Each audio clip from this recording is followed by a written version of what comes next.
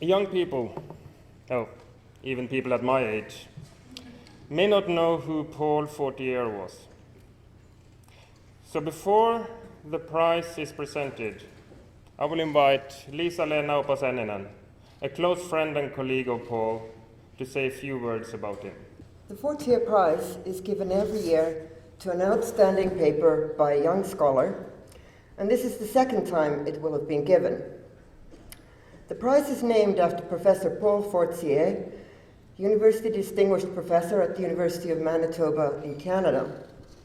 He taught at the Department of French, Spanish, and Italian, and was a professor of French.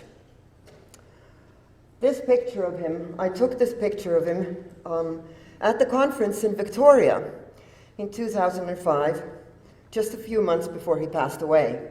In fact, we were actually sailing on the waters just outside Victoria, as you can see from the picture. And I thought it was a particularly nice picture of Paul. Paul was a founding member of the ALLC. He served on the executive committee for many, many years, and was a much respected and loved member of this community. He was also always very supportive of young scholars in particular, and therefore it is very apt that we have this prize to encourage such scholars. Thank you, Liisa-Leena. And as you said, the prize is given for the best young scholar paper at each annual conference. Candidate papers are identified by the Fortier Awards panel, appointed by the Ad hoc Awards Committee, and reviewed by experienced conference participants based on conference presentation. The recipients receives a cash award of 500 British pounds and featured publication in one of the ad hoc publications appropriate for their presentation. This includes assistance of the editor and staff of the designed publication to prepare the recipient's work for publication as needed. This year we had 4 shortlisted candidates, selected among the many very good papers at this conference. We have had a hard job, but we did reach a conclusion. We have a winner. One of the important parts of this process is the input from a number of anonymous reviewers sneaking around to sessions, reporting back to us. I will not name them. After all, they're anonymous. But I want to say a big thank you for the good feedback you have provided to the committee. The paper selected were praised extensively by these reviewers. Among the praise, I will quote a few highlights. What I especially liked about this project was the balance of digital methodologies with an intriguing application to humanistic work. The methodology was usefully summarized, as were the results and interpretation. The presentation itself was well balanced between the 2 presenters, and the research itself was clearly collaborative. Solid joint project and nice interdisciplinary cooperation. Further, the questions they received, which included quite difficult ones, I would say, were answered in a scholarly solid manner, not hiding the problematic sides of the research they were presenting. As some may have guessed by now, this year's Fortier Prize goes as a shared prize to 2 winners, namely Scott Weingart and Gina Jurgensen for the paper Computational Analysis of Gender and the Body in European Fairy Tales. So, will the prize winners please come up?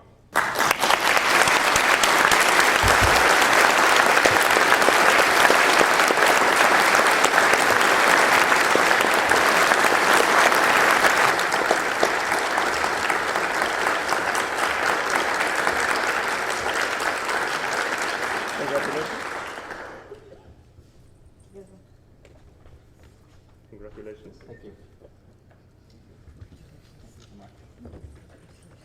Are there any of you dare to say a word, or would you rather not? Can I say something quickly? Yeah. I have had a really wonderful time at this conference. It's my first time here, obviously the New Scholar Award.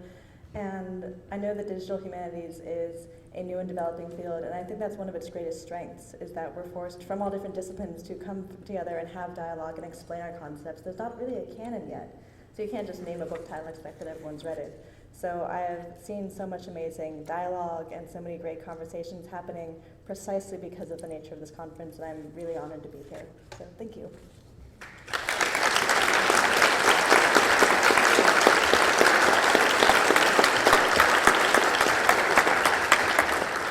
Thank you very much. Now it's time for giving the floor over to Ray Siemens, who will offer a few closing words on behalf of the group. It's become typical in the last session at our gatherings to say a few closing words, and I guess since there's still things to come after, my first closing word is going to be, well, it's not over yet. But that's a very good thing to be able to say. In fact, I hope you all feel it's been such a fantastic time together. It's certainly how I feel. And I think back to all we've done over the past couple days we've had in the company of each other and those beyond this room as well. Company of colleagues and friends in a community that's really making a positive difference. And boy, did that ever come through in almost everything I saw and heard over the past few days. We do things and we make an impact with the things that we do. That's fantastic. I think of all the great presentations we've heard, the posters that were discussed, the keynotes that we've enjoyed, one coming up just now, the discussions we've had, and coming out of that, also out of the blue discussions, not necessarily those structured in and around the events of the conference, that makes, well, getting together face to face so fantastic. We can have ideas on the fly, we pursue them, we roll them into more good things. And in fact, with that in mind, I also think of all the more good things that we have planned for our work together in the future. All of this in such a great place with such wonderful hosts. I hope you'll now join me in thanking them, but hold your applause just for a second. I'm thinking not only of Glen Worthey and Matt Jockers, I'm thinking of their colleague Melanie. I'm not sure if Melanie, is she here? Wow, she's getting ready for the next step for us. I think of all their organizing committee at the local level, all the colleagues, assistants, volunteers, and conference students. Conference services, the very generous support of Michael Keller at Stanford University Library, plus all our sponsors beyond that group, friends and fellow travelers, in the best meaning of that phrase. All the presenters and attendees who've traveled from across the globe, literally, to be with us. Kay Walter as well, and Kay Walter, who was chair of the program committee this year, and all the program committee members. Please join me in thanking them and you for making this event what it is.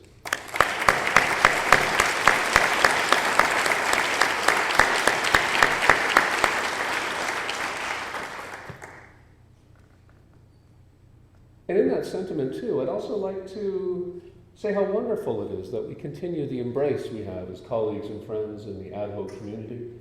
And that's all of us, representing the Association for Computers and Humanities, Association for Literary and Linguistic Computing, Society for Digital Humanities, Société pour l'étude des médias interactifs, and well beyond. And, as some of you have heard, coming soon to an umbrella organization named ADHO near you, we have CenterNet joining us, which is a fantastic movement forward. I hope you'll join me in welcoming CenterNet to this great group.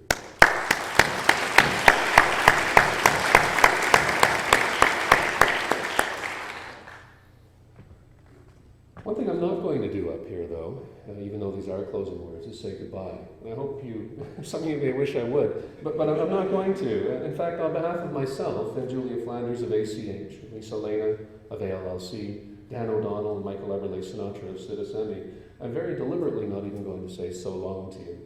We're a group that keeps in touch. We know that about ourselves.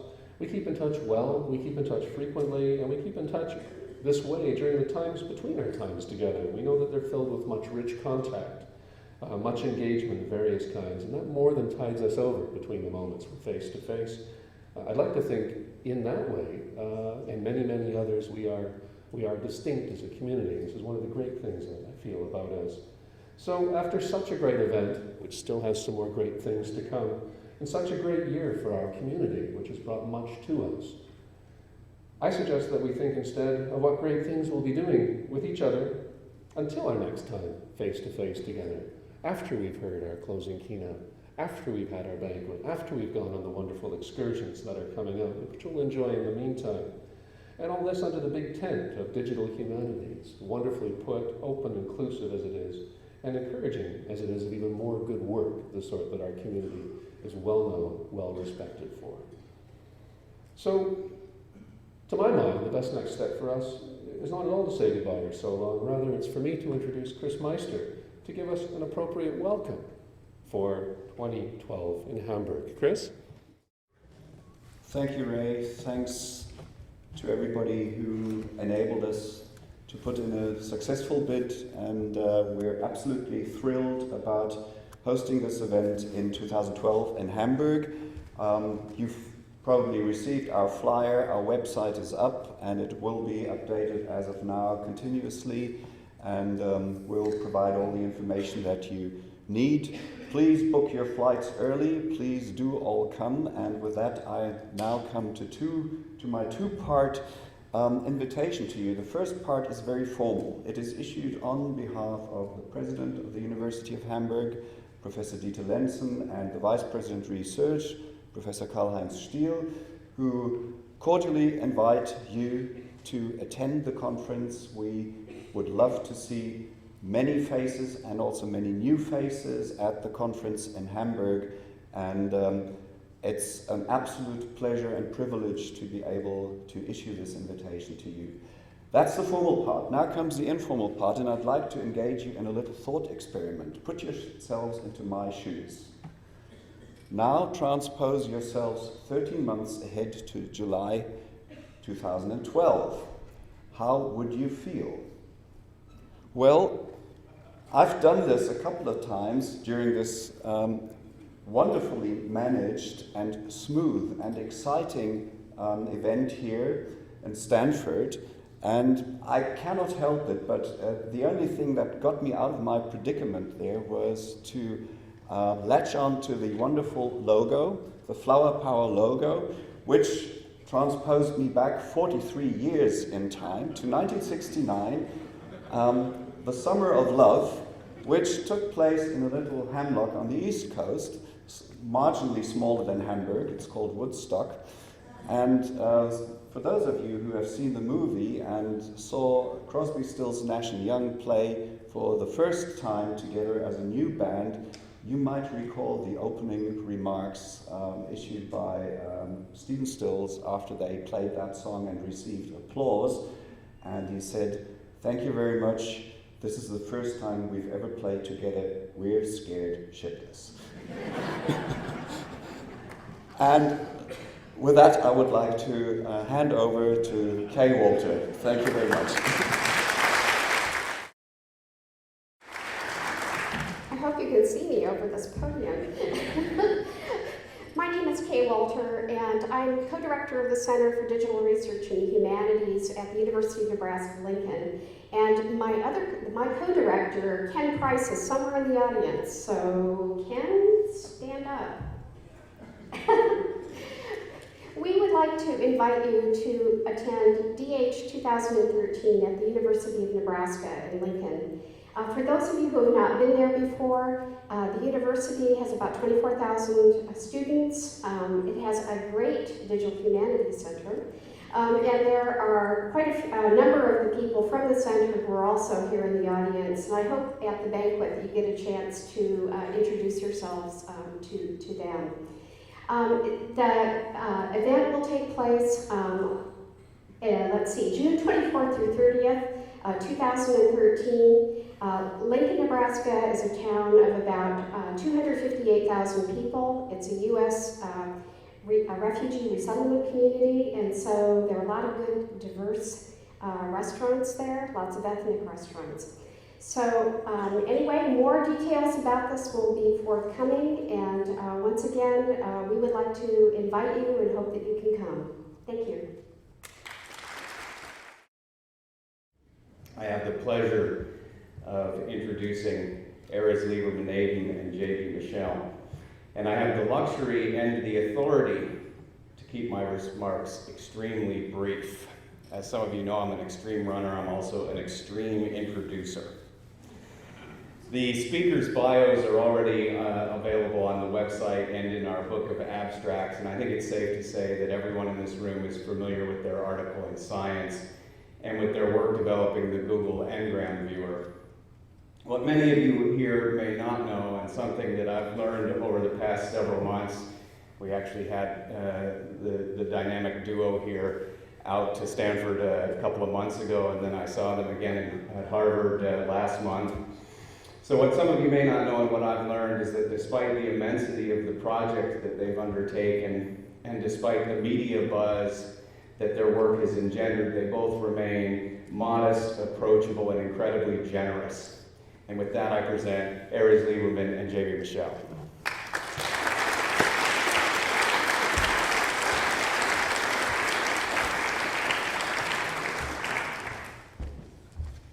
All right, hello. Thank you very much for this very nice introduction, Matt.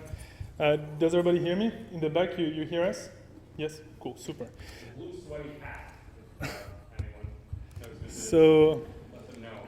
we'd just like to thank again the organizers, Matt, Glen, the ADHO, the Stanford and Stanford University for such a great conference, a great organization, and a very tasteful choice of speakers. Thank you very much, Matt and Glen. Thank you.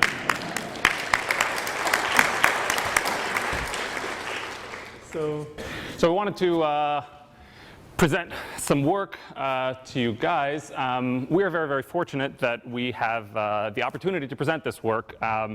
It is work that really is the joint effort of a vast number of people spanning Google, the Encyclopedia Britannica, the American Heritage Dictionary, and which we had the privilege to participate in and the opportunity now to present.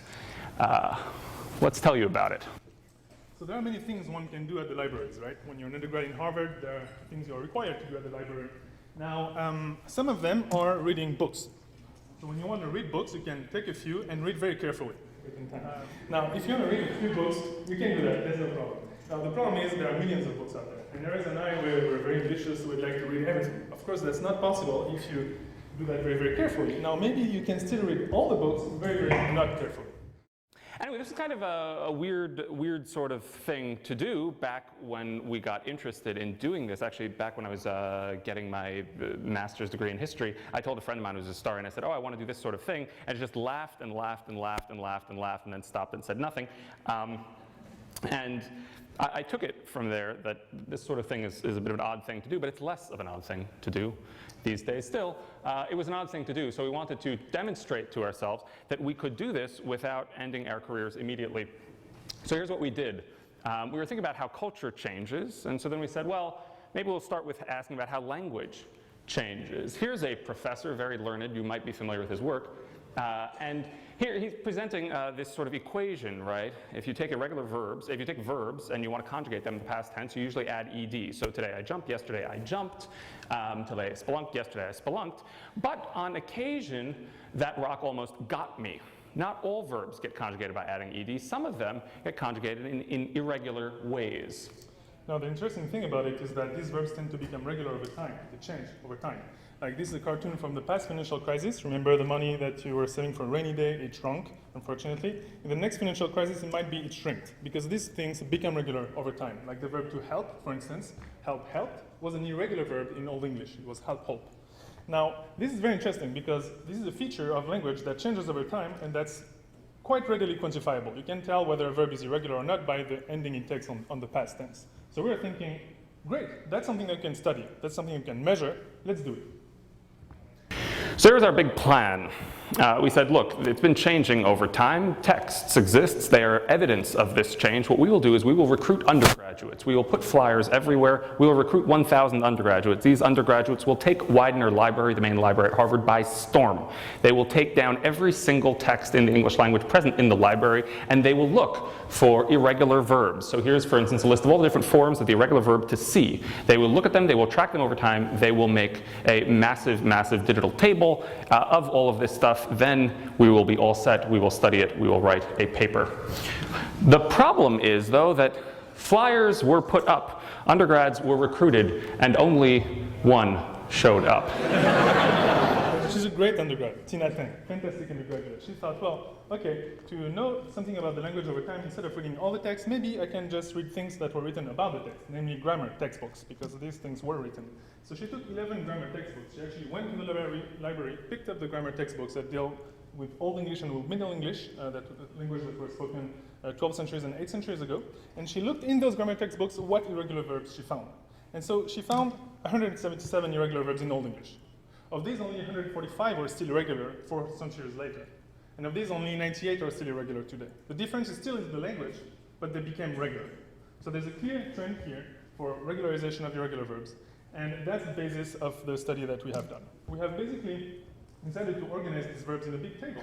We have put the verbs that are very frequent on top of this table to begin to have are used very often. And then the verbs that are used very, very rarely, like to slink and to flay, are at the bottom of the table. Now, we have also colored verbs as a function of whether they have become regular over time. So these were all irregular. These are the 177 irregular verbs in Old English. In black, those verbs are still irregular. To come, to do, to find, to get are irregular verbs. In red, the verbs that have become regular over time. You can see as you go down the table here, the table becomes more and more red, which exemplifies the fact that when verbs are less frequent, they become regular more readily. When you're not reminded of things, you forget about them. When you're not reminded as a society that something is irregular, the society will forget about it and use a regular version instead. So this is what happens here. So thus far, we were entitled to kind of think that that should be the case based on pure logic. You should be more likely to forget things that are rarer. A gift occurred, though, which is that it turns out that there's actually a really nice regularity that all of these so-called irregular verbs obey. Namely, they're disappearing from the language. In fact, their disappearance looks essentially like the radioactive decay of your favorite radioactive element, plutonium. It's an exponential decay, and it has a characteristic half-life. And it turns out that that half-life, unlike for atoms, where you have to go out and measure the half-life, you can actually figure out what that half-life is going to be because it scales as the square root of the usage frequency. So a verb that's about 100 times less frequent is going to regularize about 10 times as fast. That's great. We were pleased about that. And in fact, a good friend of JB's went and approached a friend of his, a good friend of JB's, said, oh, I have a good idea about this. Here is a picture that one can draw that will explain this to people. See, at the beginning of time, all of the verbs were irregular, and they were at the top of an hourglass. But some of them were bigger because they're more frequent. Some of them were less big because they were less frequent. And so over time, the smaller ones tended to fall through the hourglass all the way to the bottom, adding the ed particle as they went. So we made this pretty picture, and then Nature put it on the cover. So we were very, very pleased that they did that. That was very, very nice of them. And it was crucially nice because that meant that our career still existed despite having spent all this time studying irregular verbs. So now that what that study demonstrated to us is that it is worthwhile quantifying patterns, quantifying things about human language or human culture over long periods of time. That can teach you stuff that you didn't know about before, stuff that may be actually useful in the end. So then we were like, okay, super, we didn't get fired, great, let's do that again. But then we realized it took us at least a year and a half to get the data and do the study, and we're very impatient, so we really don't want to spend that much time on one study. We decided, let's try to see how we can automate this. So we took a step back and realized that there were several ways of quantifying history. One way is to read everything. Everything that was ever written, you read everything. That was our initial idea. Now, of course, if there's a y-axis for how awesome that is very, very high. It's very, very awesome. Now, that's really great. That's where you want to be. Now, the problem is there's also x-axis, the x-axis for how practical this study is. This runs amazingly low on the practical scale. Reading everything takes you millions of years. Life is not that long, so that's a problem. You cannot hire enough people to do that. So we thought, okay, let's back down and do the very practical thing that is not so awesome of reading just a few grammar textbooks that are summaries of the whole culture.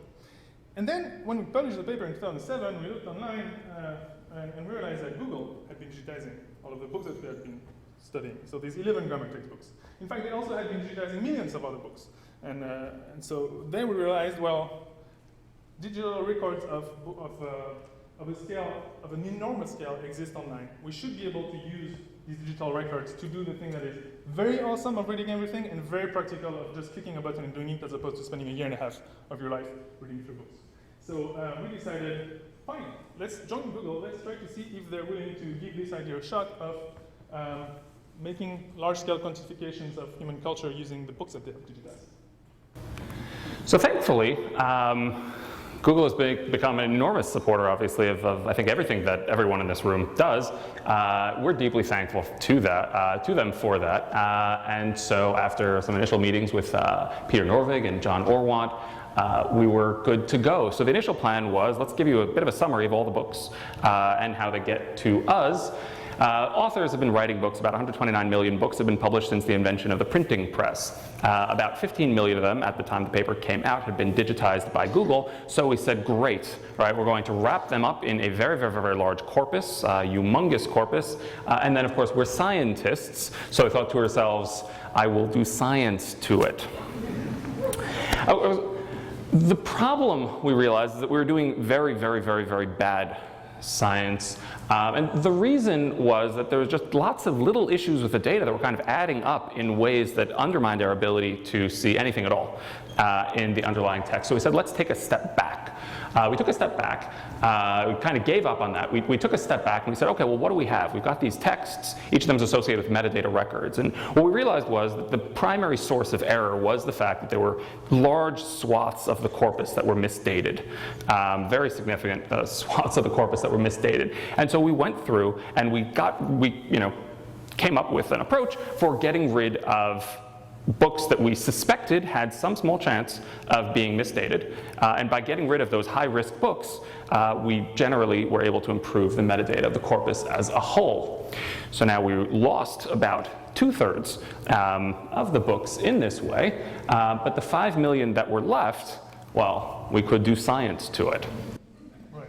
So we spent a year and a half doing that, and that is actually a pretty big thing that we did, is to learn how to judge when your data is worth really giving a shot at. If there's a saying in computer science, garbage in, garbage out. So we had to remove the garbage in to get some good data out. Now we have these 5 million books at this stage, and we're wondering, now how do we make this data available to the public? Because we didn't want to just make a study that only us could reproduce. That was really not the point. The point was to put a research engine out there that people can use to do research with those books. Now, we were thinking, okay, what's the best thing we can do? The best thing we can do is release the full text of these 5 million books. Again, if there's a y-axis for how awesome that is, that ranks very, very high. And again, that's really fantastic. Now, we met with John, who's sitting right there, and we told him, John, that's great, let's do that. And he told us, guys, there are a few things you don't know. Maybe we should teach you some mathematics. Like 5 million authors, 5 million books, there's 5 million authors, there's 5 million plaintiffs. So that does not make this study very, very practical. You will go to jail, and we will lose our customers. So that's not great. So we thought, okay, full text is not possible. What else can we do? We thought, well, maybe we can release some statistics about the book that are useful. What is the statistic that is most useful, we thought at this stage, was let's just count how many times words and phrases appear over time. Let's just say, let's take n grams. So 1 gram is basically a word, 4 gram is 4 words, like a gleam of happiness is a 4 gram. We'll just ask ourselves, well, how many times this 4 gram appears in books published in 1801, 1802, 1803, and so on until 2008? And that gives me a timetable, a time series of how many times this particular n-gram appeared. We did this for all the n-grams that appeared in the 5 million books that we had in 7 different languages. And that gave us a big table of 2 billion lines and about 500 columns that sum up all the words and phrases that occur frequently enough in this cultural record. So I want to just introduce what this means. So here's an example of something that we've always been very interested in. These are the 2 possible past tenses of the verb thrive. You can say throve, or you can say thrived. Well, what do people actually say? You can walk up to a distinguished linguist. There's a distinguished linguist with fascinating, fabulous hair. And you can say, hey, do people say thrived or throve? And he would tell you, oh, most people say thrived, but some people say throve. We also knew, right, this is sort of public knowledge, even as of a year ago, that if you went back in time 200 years and asked this guy, Tom, equally fabulous hair, you said, Tom, how do you conjugate thrive? He would say, well, most people say throve. Some people say thrived. And this was basically the state of the art until around 6 months ago. You had these general notion. So here are 2 lines. I'm going to show you 2 lines on the table. It's actual data, year by year, of the frequency of thrived and throve in our corpus. So you can see is that this notion of regularization that we were telling you about, that no one had ever really observed in quite this way, comes through very, very, very clearly in this kind of data. And just to be totally clear, every single data point here is a frequency of that verb in that given year. So it's how many times do we see the verb thrived divided by the total number of words in the given year. So we're normalizing for the fact that we have a lot more words in recent years. Anyway, suffice to say, this is pretty powerful, right? And this is 2 lines out of a table that has 2 billion lines. So when we saw this, we were very excited because we thought this data set is 1 billion times better than this plot. And this plot is pretty cool. So, of course, we ran many controls on this data. Many controls, years of controls. So here's an example of control. You want to run control to make sure that your data set is telling you what it should be telling you. So here we took so we were looking at history, we're looking for examples of things that should occur at a very precise point in time. So for instance, the accession to power, heads of state, when somebody is elected president, or when somebody becomes queen of, let's say, England, for instance. These things happen one day, not around some date, they happen one day, but that's very specific. And their popularity shoots up. You see their names much more often in books. So we took 43 heads of state that their names we looked at, and we looked at their trajectory, how frequently they were mentioned over time, and we aligned all of them to the date where they access to power. And we do see that before that year, they basically don't appear in the corpus, not nearly as much as the frequency with which they appear when they when they go to join, when they become president, and then they become forgotten. We took all the controls, like for instance, treaties like the Treaty of Versailles, say, well, actually there are many of these particular treaties, but many other treaties have a very unique name, and they're again signed on a very unique date. So you can also take, like for instance here, 124 treaties, align them all to the date at which they were signed, and look at how frequently they occur. So these things, they tell us, okay, there's good signal in this data, we can start trusting the trends that we have. Cool. So we said we've got data. We're happy with the data for 2 reasons. Because we've looked at the metadata, we think the metadata is reasonable, and because we've looked at the data and the data does the kinds of things the data ought to do. Now we should be able to do something with it, and what we wanted to do was science. And now there's been some discussion as to whether you can do science with this kind of data. Can you do science in the context of history, this and that and the other? So we figured that it might be helpful if we tell this audience about the scientific method. So let's tell you about how the scientific method works, in particular in the context of this data set. So in the scientific method, you get up in the morning and you type a word into the n-gram viewer. That is how the scientific method begins. Now, the problem is, once you've typed this word, then you show JB the plot that you generated, and he tells you that it's very boring. Very boring.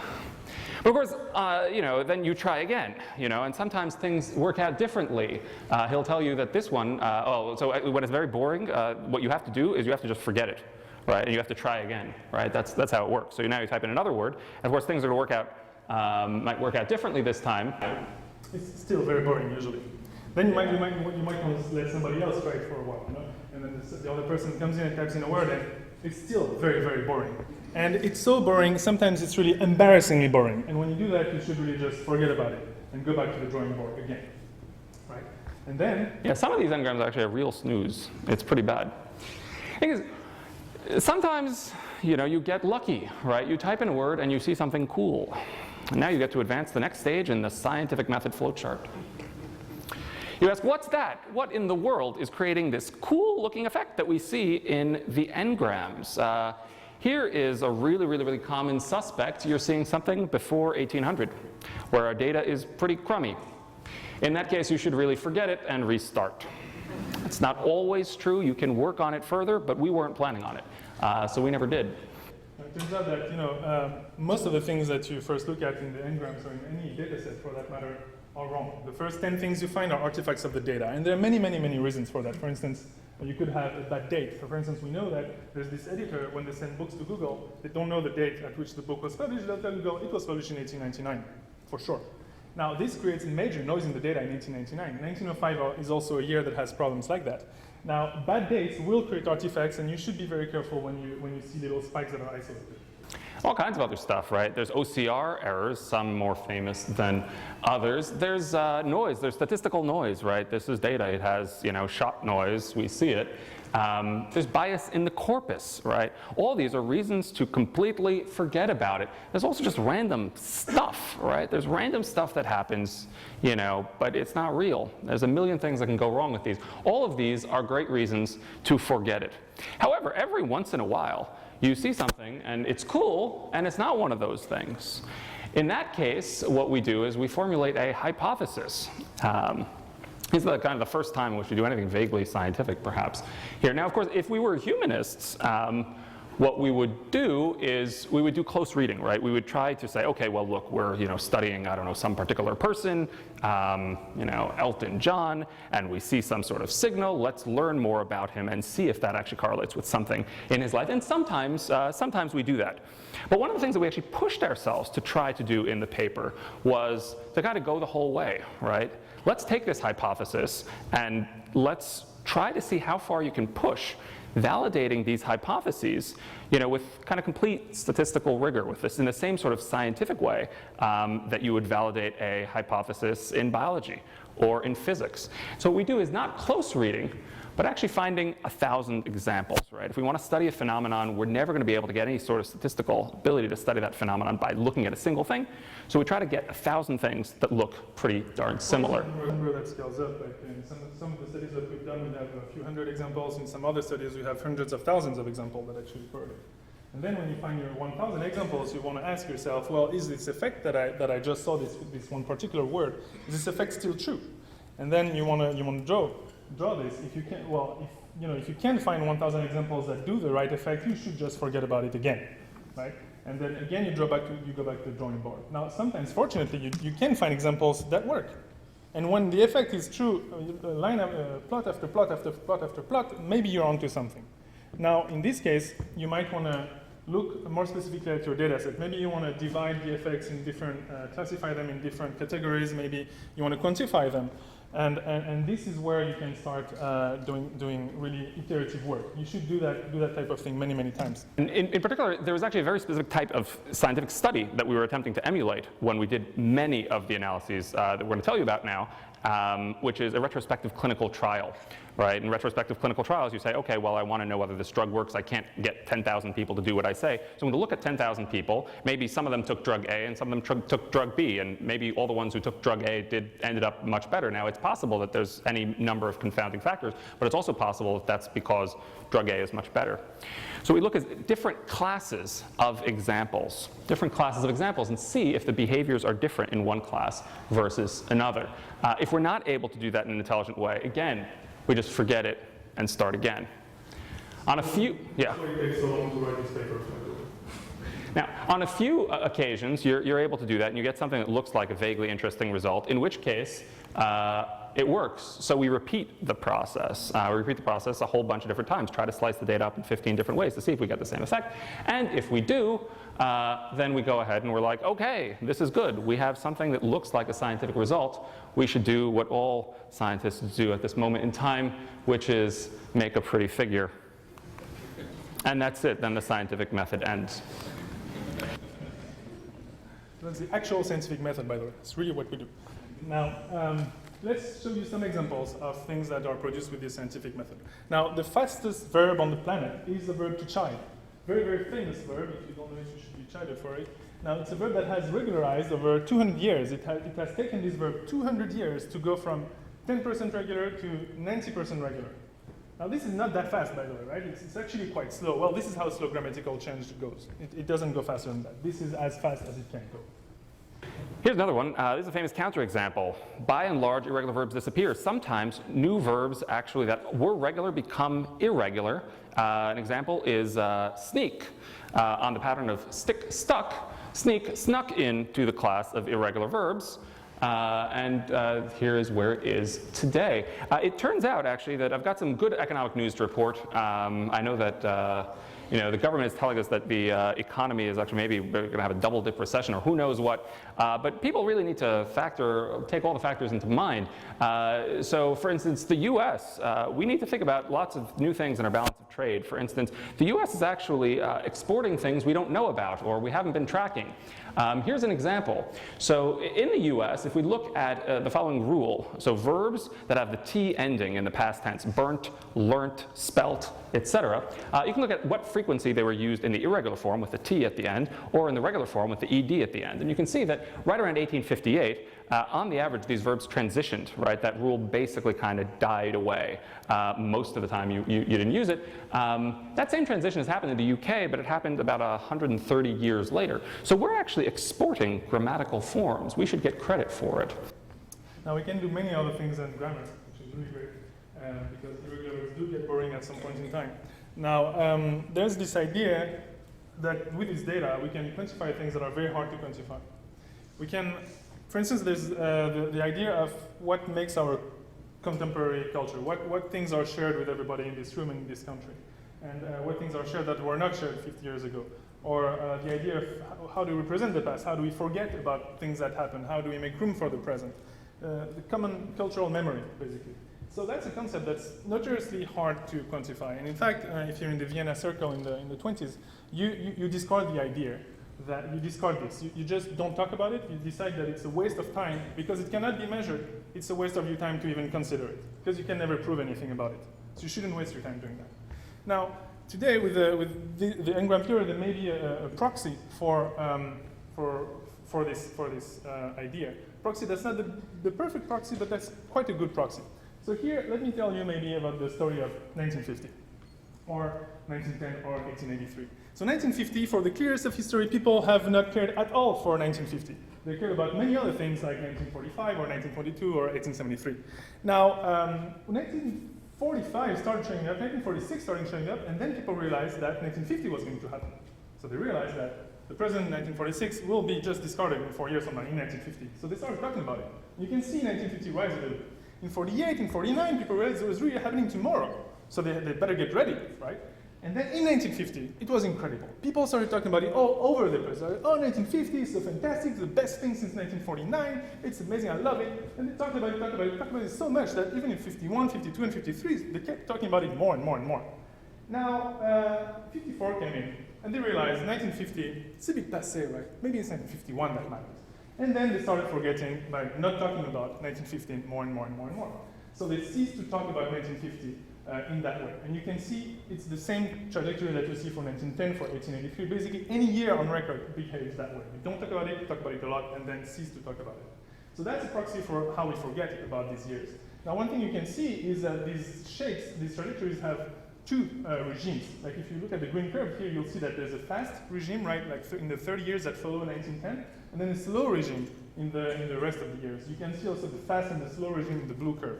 You do not see the slow regime in 1950 because it's too early to tell. So you see that there's a short-term regime of cultural memory loss and a long-term regime of cultural memory loss, again with things like that, quotation marks. And so that mirrors some way, that mirrors what happens in our brains. The population of our neurons have a short-term memory, a long-term memory. The populations of people that are there have a short-term memory and a long-term memory. What's nice is that you can quantify the short-term memory. You can ask, how long do I have to wait to talk about 1950 half as much as I used to talk about it? How long do I have to wait to talk about 1910 half as much as I used to talk about it? The half-life of a given year. And you see that the half-life of a given year has actually decreased dramatically over a period of 100 years. That's gone from 30 years for 1883 to 15 years for 1950. So you can get a sense of how fast the acceleration of cultural trends go.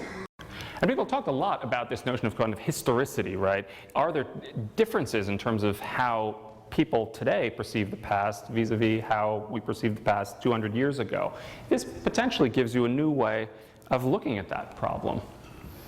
We're not just forgetting about old things, we're also learning about new things. Society is constantly learning. One of the ways that we learn things is by inventions. Some inventions catch like wildfire. Other inventions are later bloomers. For instance, the telephone was invented around 1850. It took a couple of decades before people started using it. The radio, however, was invented and then kind of gets used almost instantaneously thereafter. So we can ask the question, how long does it take an invention until it gets into use? And one of the interesting things that you find is that if you take the inventions and break them down into three classes, right, we're subdividing and quantifying, we break them down to three classes, the class between 1800 and 1840, the class between 1840 and 1880, the class between 1880 and 1920. Kind of no matter how you do this, what you see very clearly is that the earlier an invention was invented, the longer it has to wait, and it's a pretty significant factor, right? The early 19th century inventions are waiting about 70 years before they get to about a quarter of their peak. The later inventions might be waiting only about 30 years, inventions from 100 years later. Now, there are other amazing things that you see in the data. So, for instance, censorship. You do see it very, very, very clearly in this data. You see censorship of Marc Chagall, for instance. Let's look at his name in English. It's quite characteristic of the name of any famous person. You don't see it, and then you see it, and then it keeps rising. There are some accidents along the way, but it basically keeps rising. Now, when you look at Marc Chagall in German books, you see a pretty different picture. You see that his name starts rising, and then it decreases, but it keeps decreasing, and it reaches actually zero in the years between 33 and 45, when the Nazi regime was thriving in Germany. Now, this does not happen normally. This is very, very, very, very conspicuous, and it happens extremely often in German books during this time. You also see it in communist Russia, and in other examples that we're going to show you after. But this effect is extremely powerful. You can see it for hundreds and hundreds and hundreds of graphs. Here's another example, Jesse Owens, right? Here's a guy who, in some sense, is a threat to the Nazis. Why? Well, because the Nazis have all kinds of ideologies about the superiority of the Aryan race. Now, Jesse Owens shows up in 1936 at the Berlin Olympics, and in the prestigious track and field events, he wins 4 gold medals, right? In public, in Berlin, the most public sort of way, most public sort of repudiation of the dominant ideology. How did that play out? Well, I can see very clearly in English that Jesse Owens becomes very famous in 1936 for his activities, and he also becomes very famous in German, but not till 1945. There's essentially no discussion of what happened in those years between 36 and 45, and that's very, very, very striking. I mean, these days we kind of laugh when we see, the Iraqi information minister say, oh, everything's absolutely completely fine, and there are tanks moving in the background. But in fact, what this suggests is that in some sense, in the psychology of a totalitarian state, if something happens very, very public, no matter how public, that repudiates the dominant ideology, just pretend it didn't. That strategy appears to work. Now, again, so as getting back to the Nazi regime, we thought that this effect was so powerful that we should be able to quantify it readily. So we went and we did many controls. So for instance, we took lists of the degenerate artists, as they are known, or lists of works in politics, history, literature that were part of lists of burned books, book burnings, things that would not be present in municipal libraries, for instance, in Germany. And we indexed these people and looked at their average trajectory. So all the people in the artist list are in the blue line, all the people in the literature list are in one of the other cyan line. And we contrasted this with the list of Nazis. And you see that there's a striking difference, obviously, between the Nazis and the people that were part of lists that were actively censored by the Nazi regime. You can actually compute how much of a drop each of these lists has during the Nazi regime, which gives a sense of the efficacy of the Nazi suppression during this time. Now, actually, these effects are so strong that we don't need a list of who was censored, right? In the previous slide, we're benefiting from the fact that Wolfgang Hermann, the Nazi librarian, basically prepared very detailed blacklists, and he categorized them by, philosophy and religion and all kinds of different sorts of things. So we know exactly who the Nazis were attempting to censor. But in fact, these censorship signals are so powerful that we don't have to know that at all. Here's an example of how we can kind of figure it out. So here's Henri Matisse, and you can kind of figure that if he's a normal person in a normal place, you could kind of guess that if he's so-and-so famous sort of before the war and such famous after the war, then his fame during that intermediate period of time should be roughly the weighted average of the fame before and after. We can come up with an expected value, and then we can compare that to the actual value.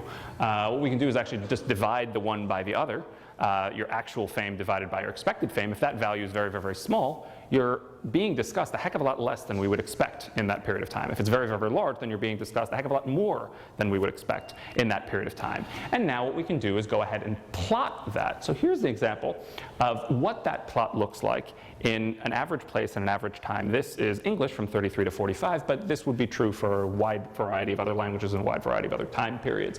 We can see it's tightly distributed around 1. Very, very, very narrow. So most people are doing kind of as well as you would expect based on this weighted averaging. Some people do better, some people do a little bit worse, but on the whole, less than 1% of these people are overperforming or underperforming by more than a factor of 5.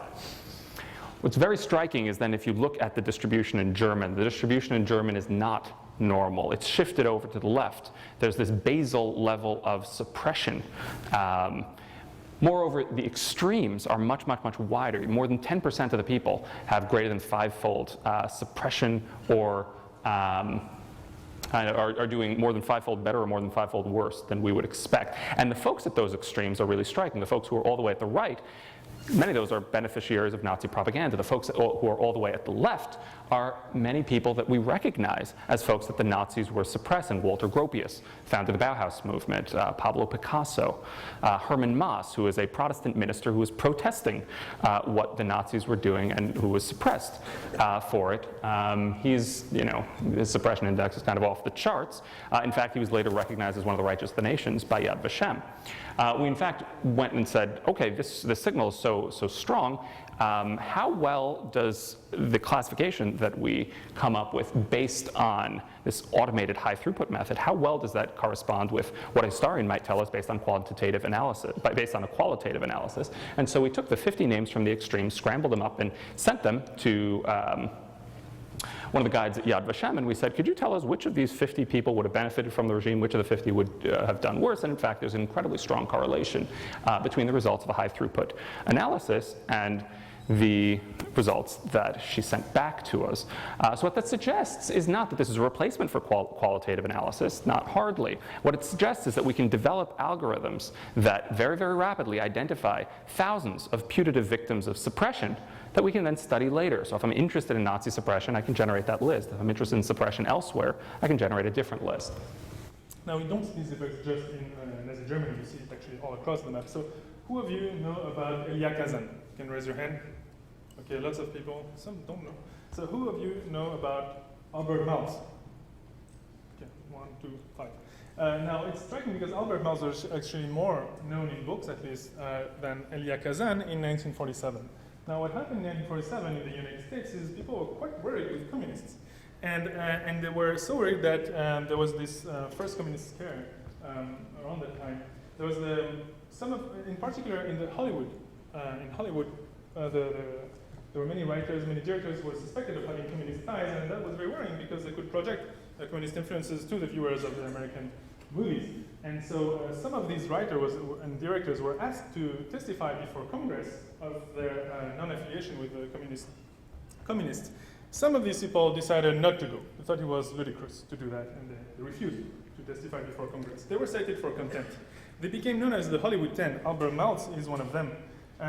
What happened is that the head of the 3 major Hollywood studios gathered right after these guys were cited for contempt and decided to blacklist these 10 people.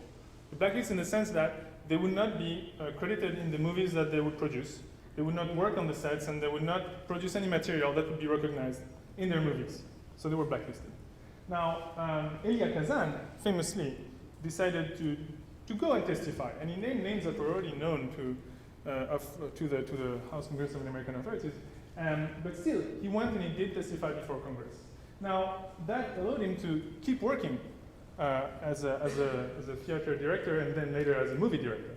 And so he could seize many opportunities that his great talent allowed him to transform into great successes. And you can see that this was not the case of Albert Maus. Albert Maus, because of his choice at the time, missed so many opportunities. We cannot redo history. We cannot know what would have happened to the trajectory of Albert Maus had he not been part of the Hollywood 10. But these type of things definitely make us reflect on the consequences of life decisions like that. Here's another example. Not all these are historical examples. This is something that's happening right now. Every once in a while you're going to read some kind of anecdotal story saying, oh, this book that includes material about Tiananmen Square was suppressed by the Chinese government. This is an example of doing this sort of asking the same sort of question, but doing it in a high throughput kind of way. So here we're plotting the frequency of use of the word Tiananmen in Chinese and in English. Now you can see there are two major incidents in Tiananmen Square, the Tiananmen Square massacre of 1989 and an earlier incident of 1976. You can see that in Chinese there's a great deal of discussion of the 76 incident. There's a little bit in English, but not too much. The 1989 incident is off the charts in English. There's actually relatively little. There's a tiny transient peak in Chinese, and what you can see very clearly is the direct statistical signature of Chinese suppression of information about Tiananmen Square. So anyway, so we did all of this stuff and wrote a paper about it, and fortunately stumbled across the amazing work of Mate Kren, who spent his entire career making humongous piles of books in beautiful configurations with mirrors and all kinds of amazing stuff. So for instance, he'd taken the following picture and we said, Mate, that's such a beautiful picture. It has so many books. We love books. Can we submit it to Science? He said, yes. They put it on the cover. That was good. But more importantly, actually, is that about 2 weeks before the paper came out, we talked to John Orwell and said, John, this paper's coming out. It would be so great if people could actually interact with this data set on the web, right? We have this little client, that we use, and exactly 4 people can use it, and that's, not really very scalable. And he really kind of took on himself working with Will Brockman, who's also in the audience, and Matt Gray, to, in kind of 2 weeks flat, launch a product based on the Ngrams data set. That's remarkable, right? I mean, it's a new kind of observatory. It's a cultural observatory. So let's tell you a little bit about it. So again, in 2 weeks from zero code to actually this thing that has been used many, many, many times, which is actually quite remarkable. And thank you again, John and Will, for making that possible. So the day the paper came out, this is the type of thing that you could actually look at on the internet. So you could look at any one of the 2 billion lines, and you can still look at any one of the 2 billion lines of these metrics. So here's something that some people have looked at. They were wondering about the United States as a country. Fine, so the United States is a big country, but at some point in time it was actually a union of states, mostly perceived as a union, so it's as a plural entity. So you would say back then the United States are a big country. Now you can see this evolution in the Ngram viewer by plotting the phrases the United States are versus the United States is, and you can see when the transition occurred and how fast it occurred. Now that enables you to, so you can see that it occurred around the time of the Civil War. Here we would actually try many, many examples. You would change the verb, you would use the verb to have, you would use the past tense, you would try many cases to see whether this effect actually holds, and it does hold. And what it tells you is that the transition occurred around the Civil War, but it occurred very slowly. It was actually an effect that had been brewing for quite a while. It was not an abrupt transition at all. It's something that has been going on for decades, and that took even more decades to really be fulfilled. Now, and if you still don't believe the data, you can actually go and look at books. You can click on one of these buttons down there, and you can say, well, show me a book where the United States are something. And here you see the United States are subject to the symptoms of cold and heat, something that you're not supremely aware of here. In Boston, we are very, very cold sometimes. It's very, very frightening. Now, you can do that. You can use many, many, many, many, many, many things like this. We were so surprised when we learned that on the first day, on the first 24 hours, there's over 1 million queries that were run. So, and we want to show you some of the queries that people have looked at. Yeah. There are awards in all kinds of fields, right? It's important to recognize people. In fact, we had an award presentation right on this very stage just a few moments ago. Well, also in the movies, you've got Oscars. In music, you have Grammys. So in the Ngram viewer, we have N-Grammys. Here are some N-Grammys for the best of these queries. Or should I say the best? Here is the best query ever. This person was very, very perplexed. He said, look, I'm looking, these days everyone wants to put their best foot forward. They want to do their best, be the best that they can possibly be. And weirdly, in the 18th century, no one seems interested in doing this. Is it that they're striving for mediocrity? Well, oddly enough, they are very interested in doing their best, in putting their best foot forward, being the best that they can be. What is the explanation for that? It turns out the explanation for that is the following curious character, the medial S. So back in olden times, before 1800, people used to write the letter S differently when it appeared at the beginning or in the middle of a word. They wrote it in this long S form, looks like an integral sign, and it gets scanned by the version of OCR that we used as the letter F. So this is one of many reasons that we don't and we said be very careful about the data before 1800 in the 100 pages of supplemental materials that we included with the paper, in which absolutely no one has read. Actually, can you raise your hand if you've actually read the supplemental materials for our paper? That's great. The two authors of the paper have read the supplemental materials, but nobody else has. I think that's pretty much a reflection of the state. That's the state of play. But the truth of the matter is, it's fine, because when I get my Nintendo Wii, right? I've never read the instructions for that. You just play with it. And I think what's great about the Ngram viewer is that people have been learning about its boundaries not by reading stale texts, which is the type of text we wrote in the supplemental material, but by playing. Now, just a further point about that, when light gives you lemon, you eliminate here. When light gives you a medial S, you can actually track the history of typography with it.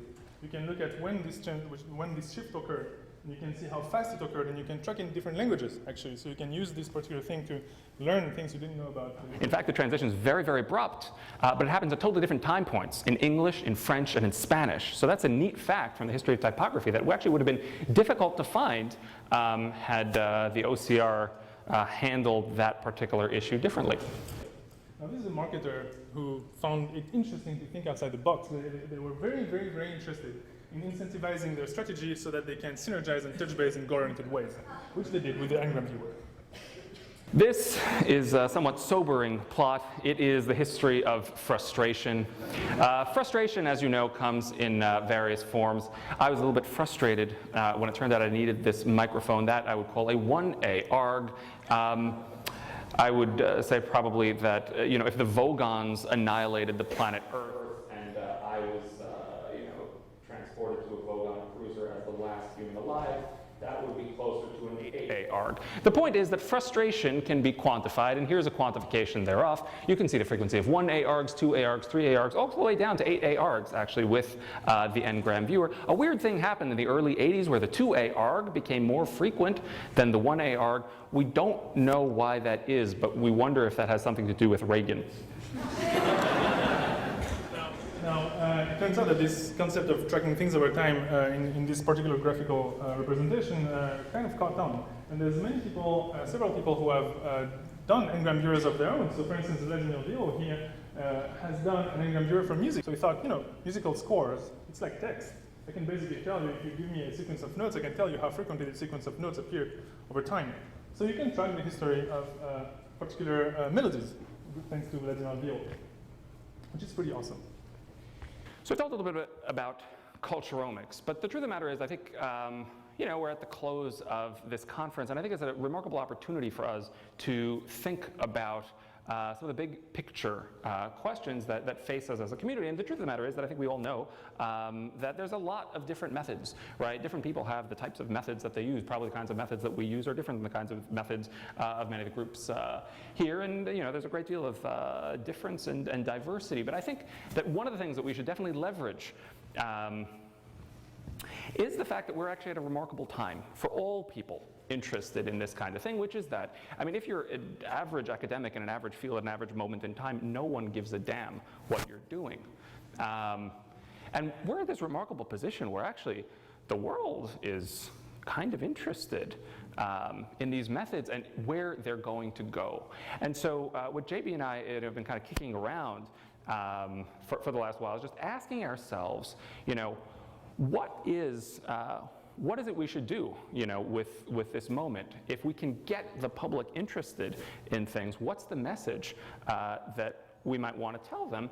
And as a way of starting that conversation, we said, let's try to outline what this community can accomplish in the next 20 years? What are the things that we should be doing? What should be our agenda? So now we're transitioning from the past to the future. So we'll make big plans, of course. Otherwise, it's just not very much fun. So we want to do very big plans. So what big plans can we think of? What are the like 10 years to 20 years goals of the audience, of the people that are here today, and of the generation of scholars that are being trained today in digital humanities and digital tools for the humanities? Now, one thing is we can create vast data sets. Things that are, so if you think the N-gram here is large, well, you can very easily get data sets that are millions of times larger than whatever we have now. It's actually not that difficult. It will be difficult to handle, but we need to learn to do that. We can create these vast data sets. They can tell us so much. For instance, we can and we should digitize every text that is written before 1900. We have to track them down. It's not like they're going to keep being written. They've already been written and lost for the most part. Those that are preserved, we should make a list of them and we should go and digitize them. We need to generate high-resolution images of artworks that are in all of the major museums, and if we can get that done, then do the minor museums. We want to try to create 3D models of sculptures and artifacts. These are some of the biggest challenges, because the truth of the matter is that we're just getting started with text, but text is easy, right? These forms of data are hard. These forms of data are going to stretch us, both as humanists and as computer scientists and as all the other things that we are. Also, the ball is constantly moving, right? We are used to the notion of, an archive, it lives at a certain sort of place. It's not changing very fast. But in fact, it's possible now to create digital tools that are going to track changes in society very, very, very rapidly. And we need to embrace that. We need to ask ourselves how to do that effectively. Most importantly, all of these things will enable us to make big chunks of the historical record available to everyone, everywhere, through the use of the internet. I mean, children who have very little access to books as a whole now, in principle, could access the entire cultural legacy of the human race in 20 years, if we put our minds to it. Now, this is very challenging, and we can't really do that alone, right? And we can't really do that on small scale. So we need to have big budgets.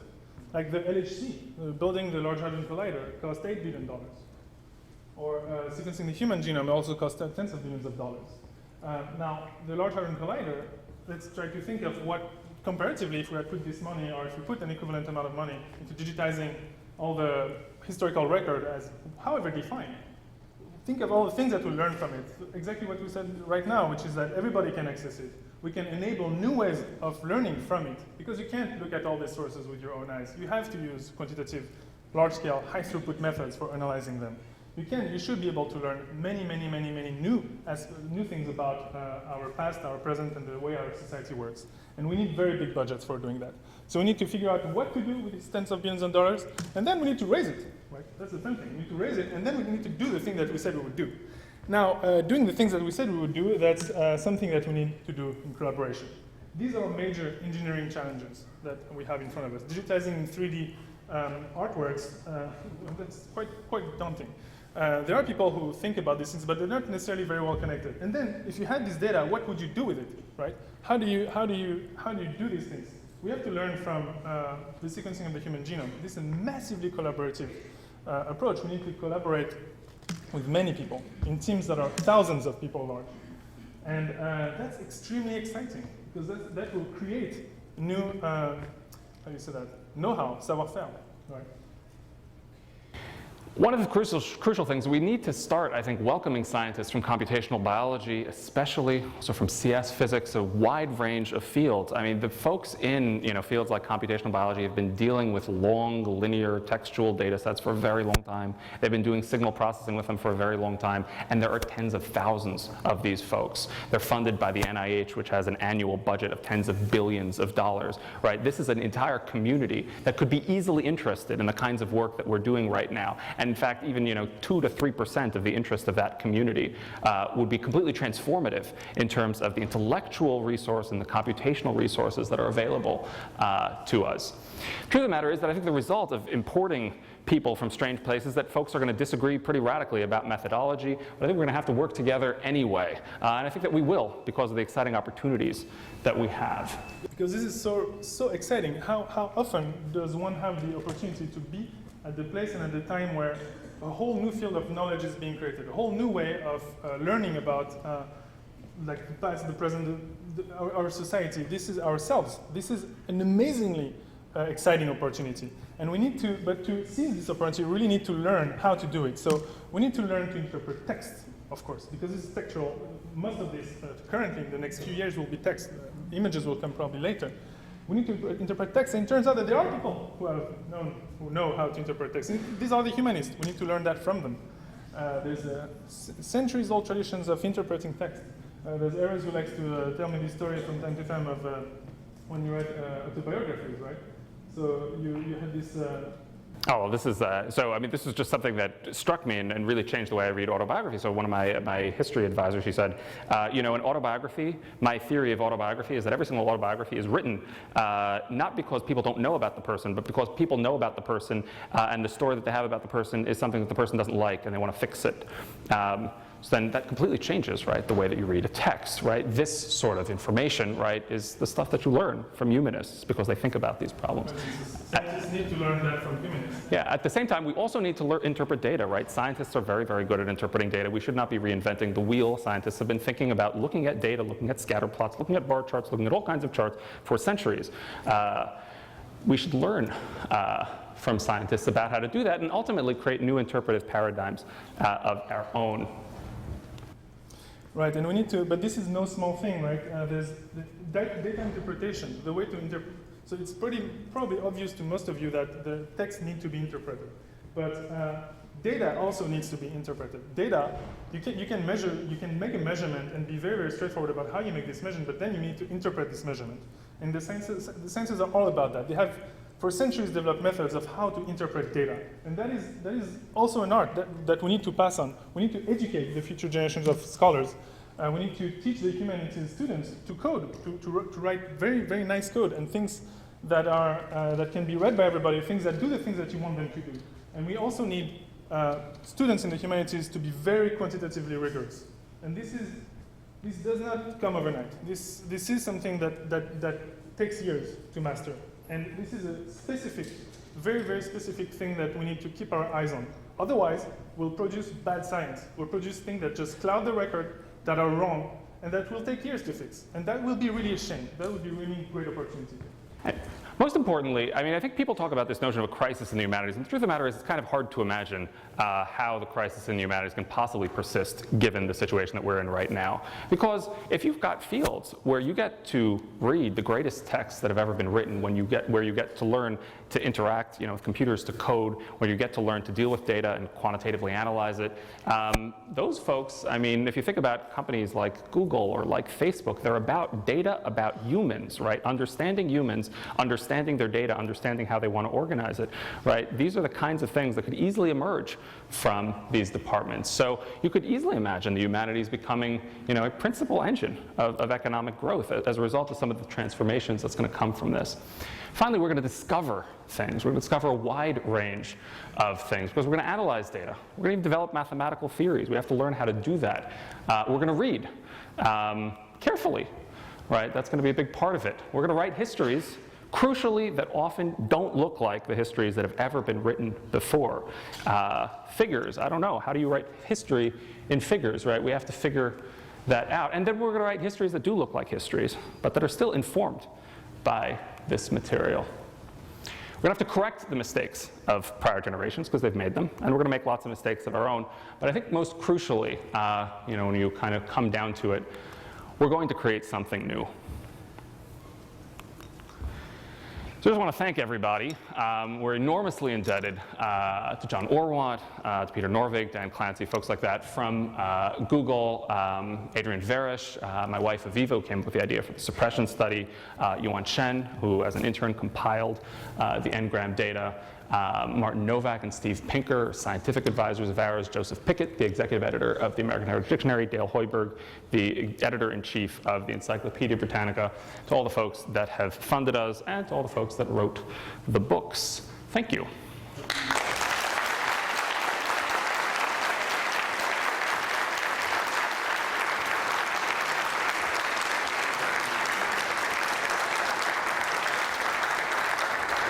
Thank you very much for fantastic presentation that's even better than the last time, and with much improved new information. So very good. I'm going to field questions for our speakers. So do we have some questions? We've got some time yet.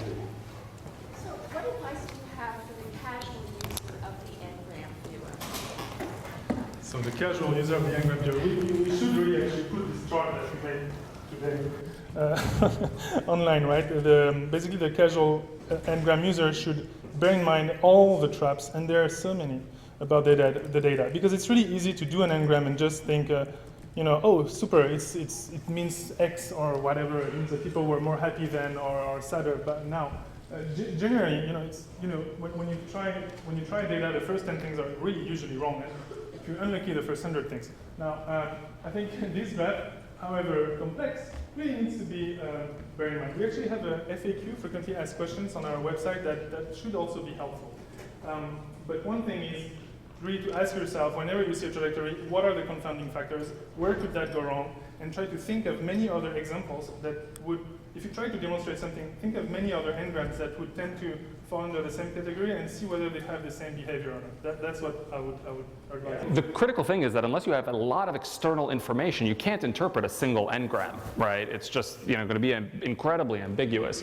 So you've either got to really, really, really know what you're talking about regarding that Ngram, lots of external information, close reading, and other things of that ilk, or you have to have huge numbers of Ngrams that are telling you a similar story in order to draw conclusions. That said, if you just want, if what you want to do is find interesting questions, find interesting effects, neat stuff, jog your own curiosity, right? The Ngram viewer can be used to do that in many other ways. But I think the dangerous thing is to try to draw conclusions from individual Ngrams. That's where you can run into some difficulties.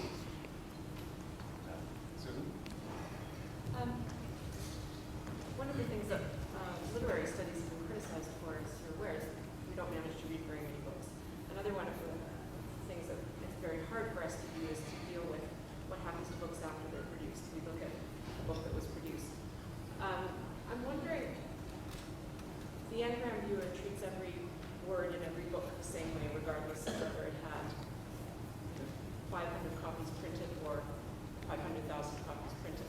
And I'm wondering if you've given any thought to how you deal with that thing that's been so impractical for literary studies in so many ways, which is the question of what happens post-publication, perception, weighting things for circulation and consumption. So there's two ways to deal with that. One is to scale the cliff directly, which is to attempt to figure out how widely circulated books were. Now, my wife has a book that taught me a great deal about the plausibility of this approach. It's called The Exiles of Crocodile Island. She has been reading this book over and over again, roughly every couple of months, since she was like 8 years old. She's read it. Is this going on record? Oh, I'm sorry. Well, sorry, Viva. And she's read this book hundreds of times, right? Now, how can I know? She doesn't know how many times she's read it. I could kind of vaguely estimate by how badly screwed up the binding is. The truth of the matter is that for reasons like that, many, many, many reasons like that, trying to figure out how widely circulated a particular book got is extremely, extremely difficult to do. The other approach is, you can call it the sneaky approach, but I think it actually is to change the way that we think about this data. What this data is telling us is not how many readers read this word, it's how many authors wrote this word. And that means that we're going to have a lag, but that we actually get at some of the same sort of information. So for instance, Thomas Kuhn writes the word paradigm shift a whole bunch of times, I think in Structured Scientific Revolutions, which was published in, what was it, 63?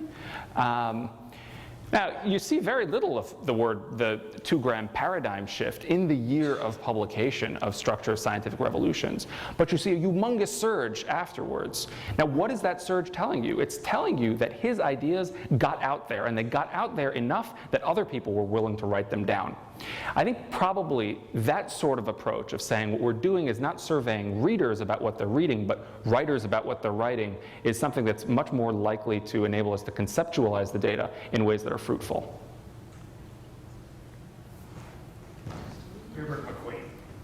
Related to that last question, your sampling production, if the corpus has been 100% deduped, has it?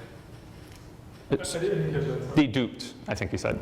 So the issue, so he's pointing out the question. So the question is, are there? We just said we're sampling production. Obviously, we're not sampling production in the sense of authors if there are duplicate works. So if the same work is published, once and then it's published again. For instance, Shakespeare keeps getting published time and time and time again. So here, I think first you're completely right that deduping is important. It's difficult. It's something that should happen. With that said, I think our attitude towards it at this point was ultimately we probably want to sample author production.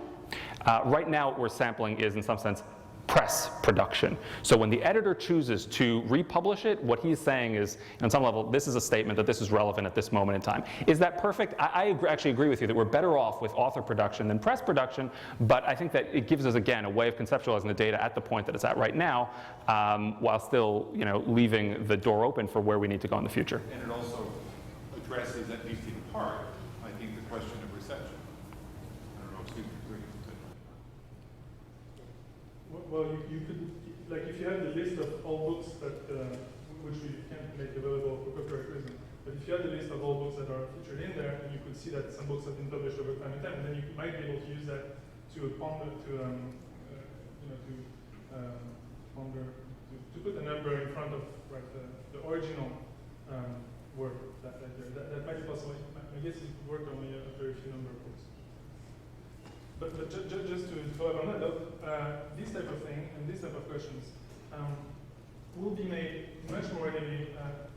People will be able to do things that are much better when they can design their own tools. So here, for instance, we're working with the Harvard Libraries right now, trying to make an Ngram viewer that is full text. So basically, instead of saying, well, just give me the word divorce over all books, just give me the word divorce in books that talk about social sciences, or in the works of this particular author. So you might be able to dig deeper to specific trend. And that is a very, very, very promising approach that will be made available for us. Glen? Yeah, could you use this to find books that are lost? So the idea that who used paradigm shift and then it was picked up. So all of a sudden the word was picked up. It suggests that it was used before that now we've got to go out and look for a certain book. Like much like when they look for the stars and the planets, right? We can't see it, but we know it's there because of the gravitational pull that's exerted. Can we use this to find the lost book? So can we use this data to find the lost books? It's a very good question. So there are two answers. One is I think this might be better done by using a different kind of data set that would be the aggregate of all known books. So if you have the list of all known books, if you aggregate all the catalogs that exist into one big catalog, you might be able to see that some books are known, but you can't find them anywhere. So that might be a better way to do it. In this data, you might want to do that. The problem is if you get to the very low numbers where the missing book would have existed, there's a lot of noise associated there. So you have a hard time pinning a date to the origin of a given word, for instance. So you would not be able to use it in that case like this. In the Tiger.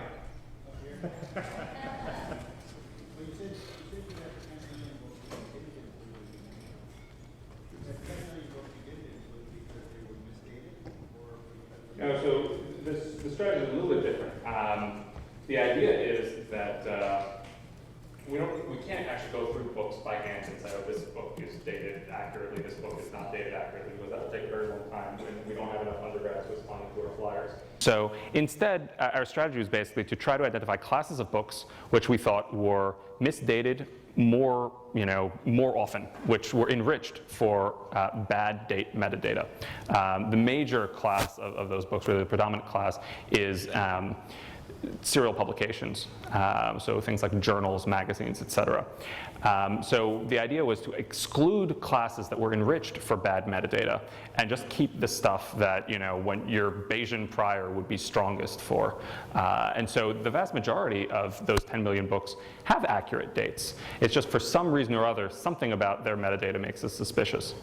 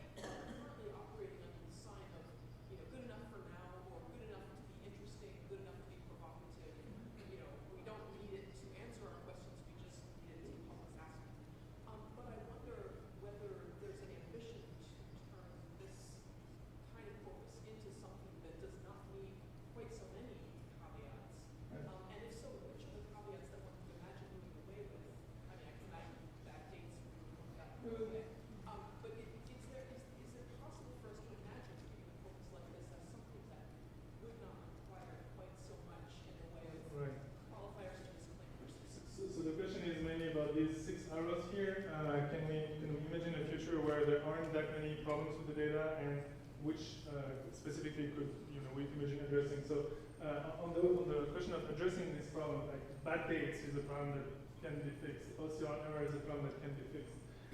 Now, there are problems that really can fundamentally inherent to this type of data, like corpus bias. Right? For instance, women are massively discriminated against in this book. These books were mostly written by men, and you have a discriminated just gender bias in this record. You don't have also slaves. Slaves really haven't put that many books out at the time, so their voices is missing. So there's in the volume of books that one can get and digitize, there are missing voices. So there is a bias there. So there are some things here that we'll never be able to address in this particular data set. But also one should bear in mind that with any data set, there are problems. There are always, you could list 50 problems, you could list 3 problems. There's always, a diversity of things. And this is something that we need to develop a feel for. What are the errors of this particular data set? What are the biases? What are the things that I need to care for? And this is really, really, I can't emphasize enough how important this is, to really bear in mind always the sources of problems. And you can do that while building the data set, but at some point you have to say, okay, this is good to go, and then you have to bear in mind these caveats when you analyze the data. There will always be problems, always. It's the same sort of thing as, when you read, if you're a scholar, you want to read carefully, right? When you're looking at data, you always are going to have to take a measure of care because data always lies, right? So you want to figure out the ways in which it's lying so you can get it to tell you something that's helpful. I can't see what the lights in the back. Who is that? Sorry. Yeah, I was interested by the regularization of verbs because the logic seems to be that following the logical pattern, the implication seems to be that this kind of linguistic big bang where we all wake up and speaking old like really, really old English where every verb is irregular and it becomes more and more smooth. So this is kind of the result of so I think we need to scope what we're describing a little bit more precisely because you're absolutely right. We don't want to make any claims about that. Maybe there was a linguistic Big Bang. I don't know, and we can't tell from this kind of thing. What we're describing here is the ascendance of a particular rule, the addition of the ed particle as a way of signifying the past tense. In fact, in earlier forms of English, there were many other forms, ablative forms. There were 6 ablative forms in English, and the AD rule is actually kind of a relative newcomer. So there were these 7 rules that were competing. So what we're seeing now in this is we're seeing the tail end of that process in which ED is basically taking its victory lap and getting rid of all of these remaining exceptions. But the previous state was not a state in which there were no regularities in language. It's a state in which this rule was not the dominant regularity. In fact, that this rule was a relatively rare thing. In fact, it might be very interesting to look at that in other languages, like German, for instance, has many more verbs that are currently irregular. So there probably is more, we can speculate whether there is more room for this regularization process to take place in language like German. We don't know. Yes.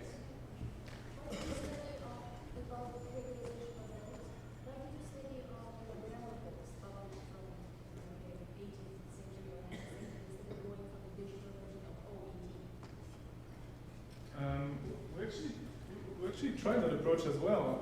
We tried a bunch of approaches really, but it turned out that the place where we got the most data, the most accurate data in this sense were grammar textbooks, because we could verify. We didn't have just a single source; we had many sources. So we had, I think, actually I don't remember exactly the number, but let's say that 6 of these were grammar textbooks of Old English, and 5 of these were grammar textbooks of Middle English. So we could confirm from one textbook to the other that the verb was really irregular in this particular. But you're completely right that OED is also a reasonable secondary source. In fact, we have, we compiled and analyzed actually large quantities of OED data about what the regularization form was at a given point in time. One of the advantages of using the grammar textbooks is we were very critically worried at that early stage about we don't want somebody to come up to us and say, oh, you were cherry picking, you did this, but maybe you handled this ambiguity that way.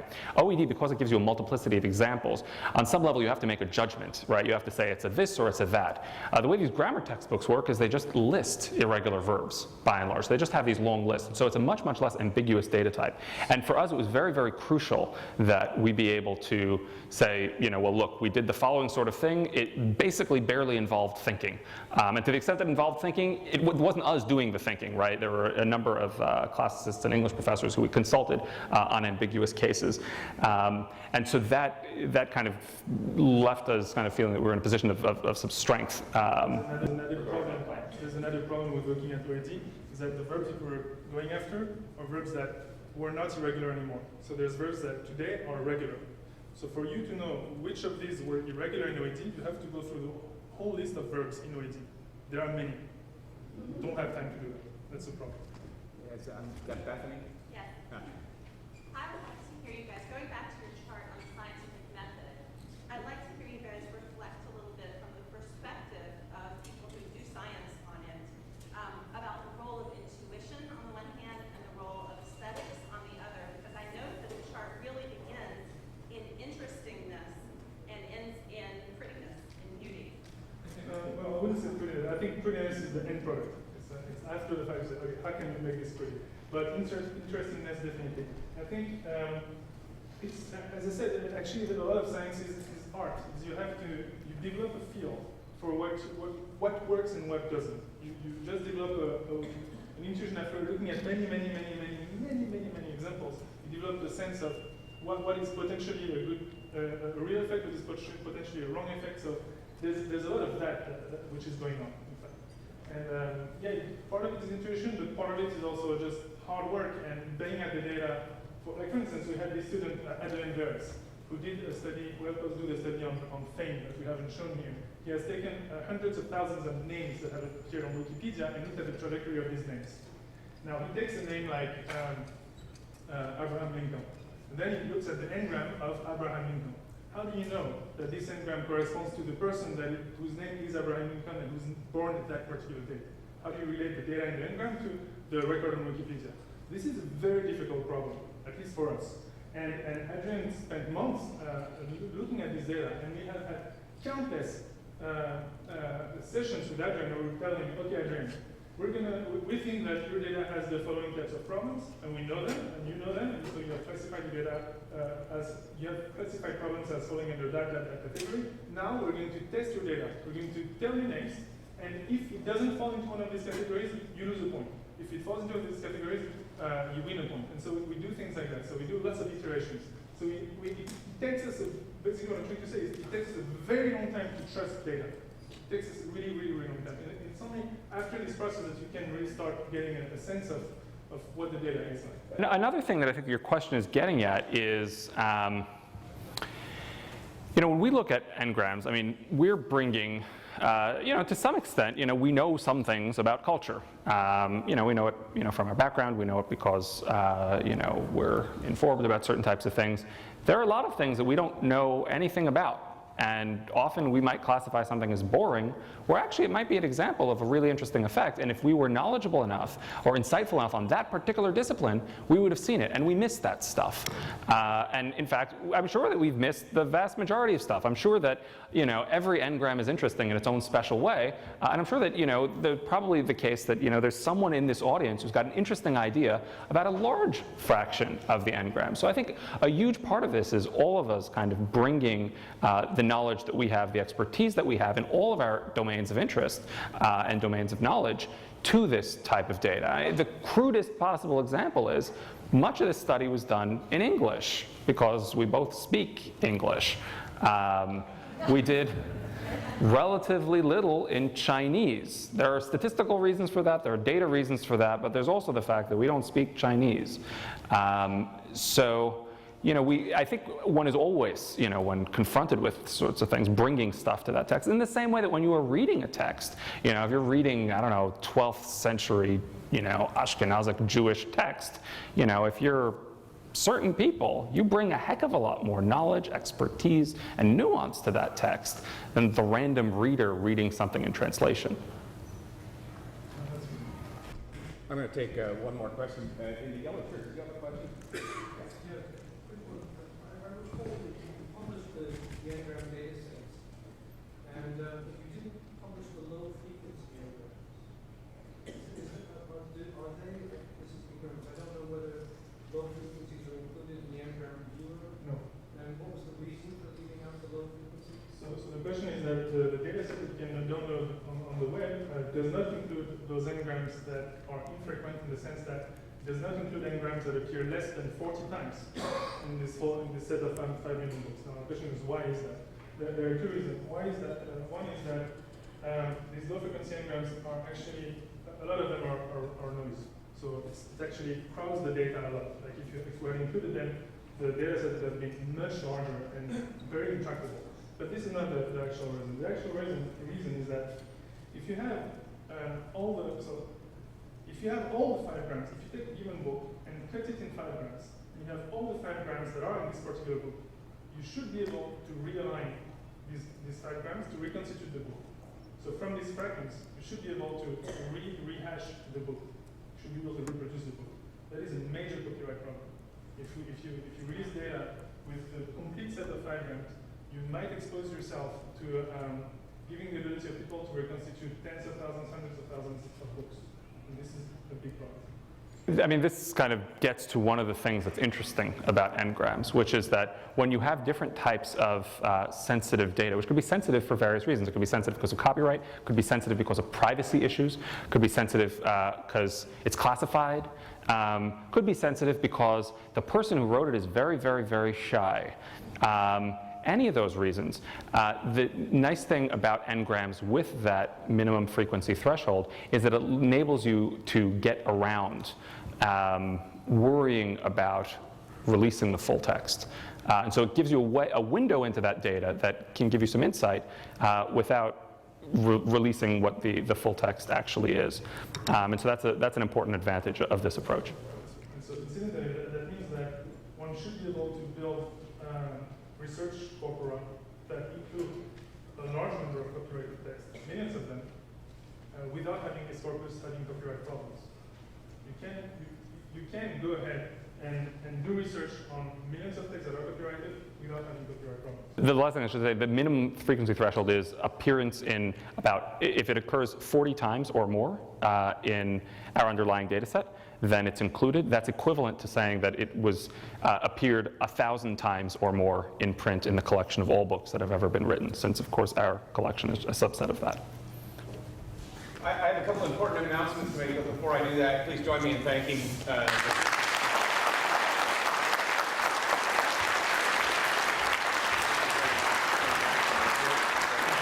Great, thanks.